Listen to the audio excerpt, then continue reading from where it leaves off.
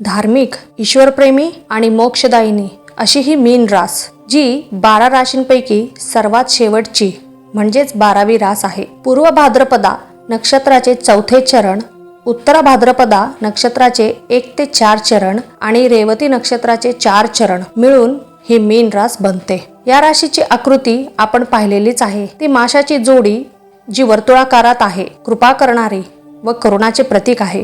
आई वडील व मोक्षाचे प्रतिनिधित्व करणारी अशी ही मीन रास आहे. या राशीचा स्वामी गुरु आहे.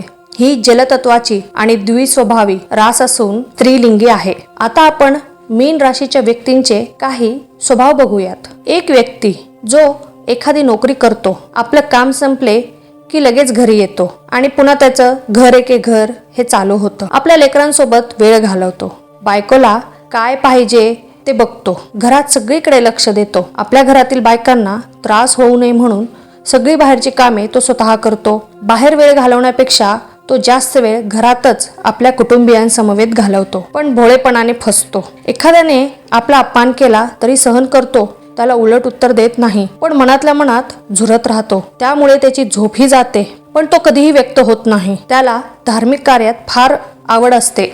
असा व्यक्ती जर कुठे असेल किंवा आपण कधी अशा व्यक्तींना पाहिलं असेल तर नक्कीच तो मीन राशीचा व्यक्ती असतो. पण याला अपवाद तर असतातच. हे गुण त्याच व्यक्तीचे किंवा मीन राशीचेच असेल असे नाही, पण काही मीन राशीचे जे स्वभाव आहेत, जे आपण नेहमी वारंवार बघत आलेलो आहेत, त्याप्रमाणे मी सांगितलेलं आहे. पण तरीही त्यांच्या नक्षत्रावर म्हणजे जन्म नक्षत्रावर, ग्रहांवर काही वेगळे स्वभाव किंवा वेगळे गुण असू शकतात. म्हणूनच मी तुम्हाला म्हटलेलं आहे की यालाही अपवाद असू शकतं, पण जास्तीत जास्त गुण हे पाहिलेले असतात आपण त्या व्यक्तींबद्दल. पण थोडक्यात या राशीच्या स्वभावाबद्दल सांगितलं तर हेच की या व्यक्ती खूप धर्मवेड्या असतात, थोड्याशा भोळसट असतात आणि त्यामुळेच त्या फसल्याही जातात. आता आपण थोडंसं महिलांबद्दल पाहू. महिला अतिशय लाजाळू पण सतत नवऱ्यांवर शंका घेणाऱ्या असतात.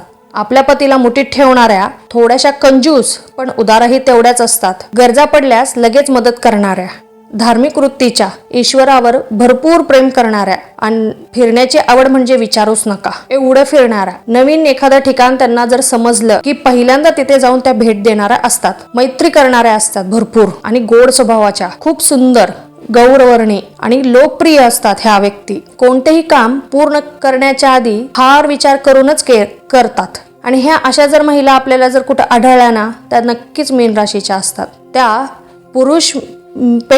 पुरुषांपेक्षा अगदी उलट असतात, कारण ही स्त्री राशी आहे, जलराशी, सोबतच द्विस्वभावी आहे त्यामुळे. आणि यांना चटकन राग येतो, पण शांतही तेवढ्याच लवकर होतात. निर्णयामध्ये थोडंसं तू मेमे किंवा थोडंसं द्वंद्व चालू असतं, पण नंतर फार विचार करून ते कोणत्याही निर्णयाप्रत जातात. सगळ्यात ह्यांच्यात महत्त्वाचं म्हणजे धार्मिक कार्याची ह्यांना फार आवड असते.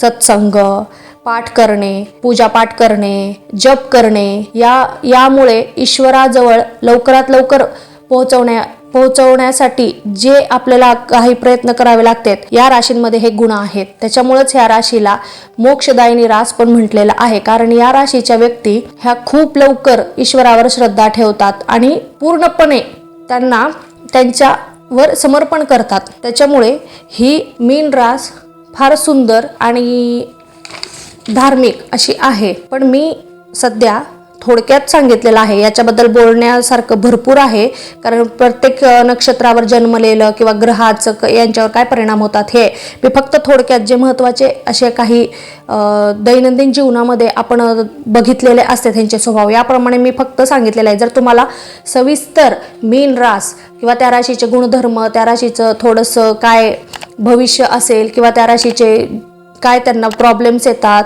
किंवा काही येऊ शकतात किंवा काही शारीरिक काय त्यांना व्याधी होऊ शकतात, त्यांनी कशा काळजी घ्यावी, हे जर तुम्हाला जाणून घ्यायचं असेल तर तुम्ही माझ्या चॅनलला सबस्क्राईब करा. म्हणजे मी जो विस्तारित एक व्हिडिओ तयार करणार आहे तो तुम्हाला मिळून जाईल आणि त्याप्रमाणे तुम्हाला त्याचा लाभ घेता येईल. धन्यवाद.